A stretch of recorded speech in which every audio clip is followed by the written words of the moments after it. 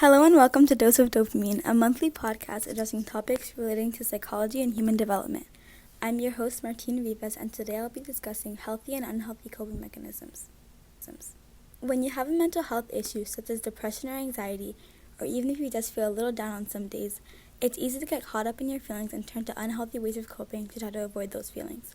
But it's important to be able to realize that those ways of coping are unhealthy, and that you can use healthier coping mechanisms and still relieve your stress. Now, in order to do this, you must be able to identify which coping strategies are unhealthy. Here are 5 examples of common unhealthy coping mechanisms. Number 1 on this list is forced positivity. There's nothing wrong with having a positive attitude about life, and it can help to be positive about things, but there's a strong contrast between genuine positivity and what is called toxic positivity. Toxic positivity happens when you try to convince yourself that any minor negative thought should be pushed down and avoided. It is important to understand that it's okay to be sad, angry, upset, or annoyed sometimes. It happens to everyone. Again, it's good to have a positive attitude towards life, but you should still allow yourself to feel and acknowledge your emotions. If you constantly push down your emotions, eventually they will build up and lead to an explosion of your thoughts and feelings. This can cause you to lash out on the people around you and push them away. Number 2, isolating yourself from others. A lot of people like to be alone when they're upset, and that's okay, but you shouldn't be completely alone and away from other people all the time. I used to hate it when I was upset and my mom or dad would tell me to get out of my room and talk to someone, but now I realize that they were right, and it's really important to socialize with people and talk about things. As human beings, we are social creatures, and we need to be around each other to feel connected and whole. Even though it may not seem like it in the moment, staying locked up in a room and not communicating with anyone does not help at all. According to Tulane University's School of Public Health and Tropical Medicine, social isolation's adverse health consequences range from sleeplessness to reduced immune function. Loneliness is associated with higher anxiety, depression, and suicide rates. Isolation and loneliness are also linked to poor cardiovascular health and cognitive function. Number 3 on the list is called fatalism. According to the online Encyclopedia Britannica, fatalism is the attitude of mind which accepts whatever happens as having been bound or decreed to happen. Many people use this as a way to try to avoid negative feelings and in situations like embarrassment, anxiety, and humiliation. But having this type of attitude will just lead to more anxiety and extreme overthinking, which has been linked to things like depression and even heart disease. A good way to avoid fatalism is by thinking of 3 to 5 of the worst possible outcomes of whatever you're anxious about. Once you have these in your head, go through them all and really think about how likely they are to actually happen.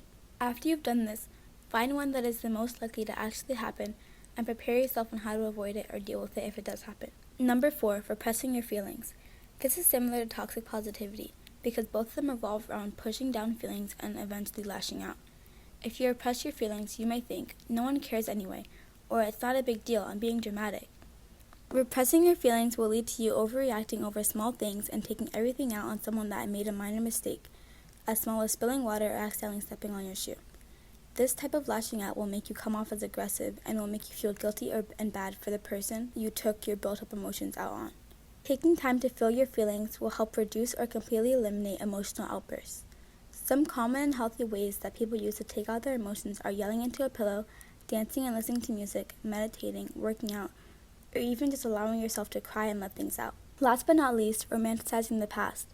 When the present gets too difficult or upsetting, the past will seem ideal, and you may think, I wish I could go back to that time. Everyone does this, and it's okay to feel like this sometimes, as long as you know that we can't go back to the past.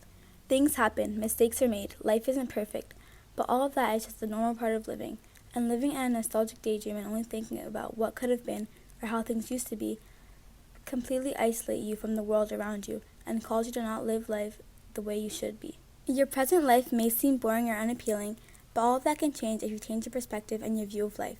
It may sound difficult, but you must remember that only you control the way you see things. And sometimes you need to stop judging everything just because of something you missed that happened in the past. Because again, you can't go back to that, but you can recreate the feelings you had. Now that I've gone over some unhealthy coping mechanisms, let's talk about healthy ones. But before we get into that, I just want to make it clear that living with a mental illness is not easy in the slightest. And even though treatments like therapy and medication are extremely helpful to many people, it is very, very hard to get better without a good way of coping. But also, professional help and self-help go hand in hand. And if you have the opportunity to receive professional help, you should definitely take advantage of it. While all of that is important to know, let's get back to self-help and coping strategies. The first on this list is a cliche, but it really does work. According to the National Alliance on Mental Illness, This gentle repetition sends a message to the brain that everything is okay or will be soon. Before long, your heart will slow its pace and you will begin to relax, sometimes without even realizing it. A good breathing technique to help you calm down when you feel stressed or upset is the 5-3-7 method. To do this, you breathe in for 5 seconds, hold the breath for 3 seconds, and then exhale for 7 seconds. The second method I recommend is called opposite to emotion thinking, which means to act the opposite way that heavy emotions tell you to act. For example, if you're feeling anxious or stressed out, try to fight that by doing something calming like a hobby you like, meditating, or just laying down and relaxing for a bit if you can. This method works really well, but it can get difficult. One thing to keep in mind is that you need to be able to do this without completely disregarding your feelings. It can help to distract yourself from overwhelming emotions by using this technique, but it's important to not overdo it and stress yourself out even more. Another good method is mental reframing, which is essentially taking your thoughts and reframing them by looking at the bright side of things. Say you got a bad grade in an assignment. Instead of thinking things like, I'm a terrible student, what's wrong with me, I'm going to fail for the year, reframe those negative thoughts by thinking something positive like, I got a bad grade on this assignment, but I tried my best and I'll email my teacher to see if I can redo it. And if I can't redo it, I'll try harder on future assignments. This next technique is also a cliche, but a lot of people use it and it does work. This one is called the 5 senses method. Imagine you're in class and you get overwhelmed by work. Instead of freaking out and stressing yourself out even more, run through all of your senses.